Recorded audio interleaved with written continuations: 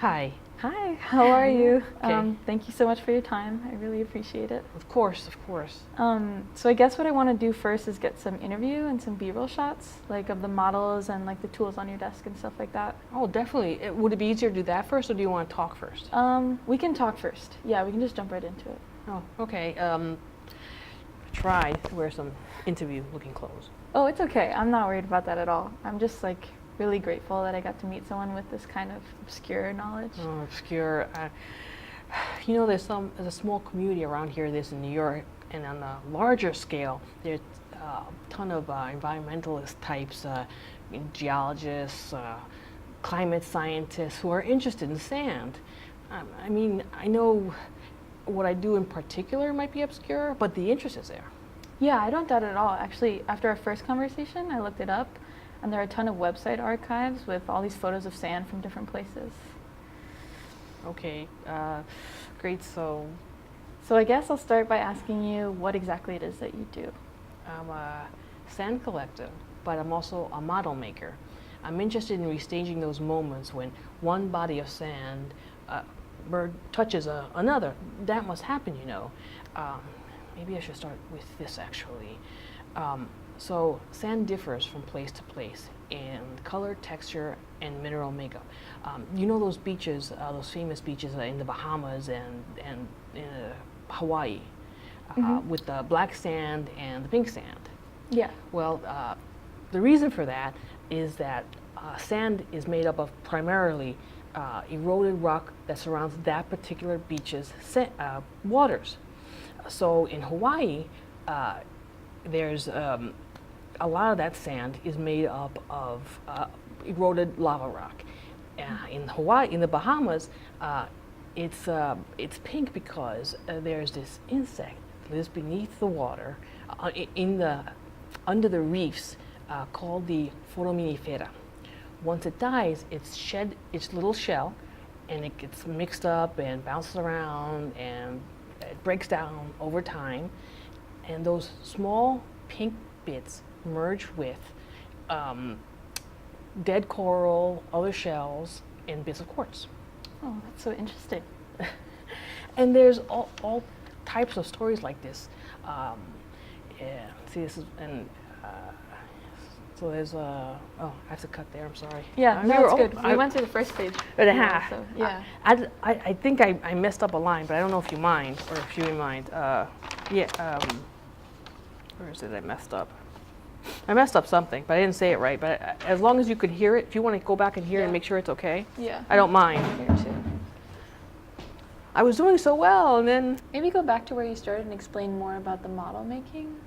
I started making models in, let's say, 2015 or so. I've been sand collecting since 2013. I really wondered how these large bodies of sand changed into one another.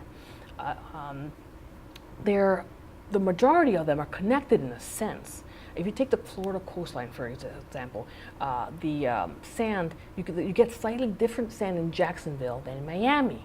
So where does this change happen? I mean, literally, where? Is it gradual? Is there a border? I'm not totally sure. But I wanted to make it easier to visualize. So I started making models of what I had in my head. So this is what I was telling you about Florida. Oh, wow. I start with a little model that just focuses on the moment that the two clash. Yeah. In reality, I think it's more of a gradual shift that happens over many miles of mixing. You'll hear a lot of people say our beaches are starving. They mean our beaches are shrinking. Less sand is getting back to the beach. We've intervened in the way sand naturally circulates. Seems to me like it's a bit poetic, no? Or I don't know, these seem more about beauty than capturing any sort of scientific explanation. How do you mean? Like this model isn't an accurate depiction of what this looks like in the world. It's more about capturing a moment that you wish you could see. Yeah, I guess. I mean, it's more of kind of like a wish fulfillment. I can't go underwater and scan for miles and look for this moment. So I make it at home with cheap craft sand, and glue sticks and stuff. I guess it's more of an art project than a science project. I acknowledge it's kind of like a pseudoscience. Mm-hmm. Are there any like sand Imagineers that you know? No, not really. I've met a few people who collect sand, but they do it more as of, you know, like people who have those maps. They pin every place they've been to. Yeah, my dad has a map like that. Same thing with sand. But when they travel, they take some back or they send some back. Not from Hawaii, though. Not Hawaii? No, not Hawaii. They frown upon that there. And I think there's a legal issue because people are always trying to sneak back lava rock. And there's this myth about it being bad luck. It's so weird. Yeah. So, this one is Papakolea Beach and Arbor Island. Mm-hmm. And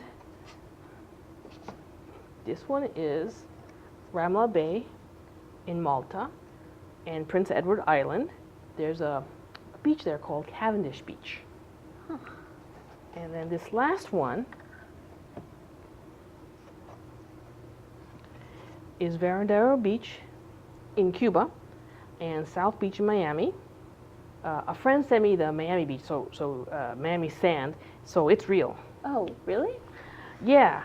Well, I recreate the sand from other places. I've never been to Malta or Hawaii or the Bahamas, so I recreate it based on photographs and research. What sand are these? Or are those photos of close-ups? Those are extreme close-ups of sand.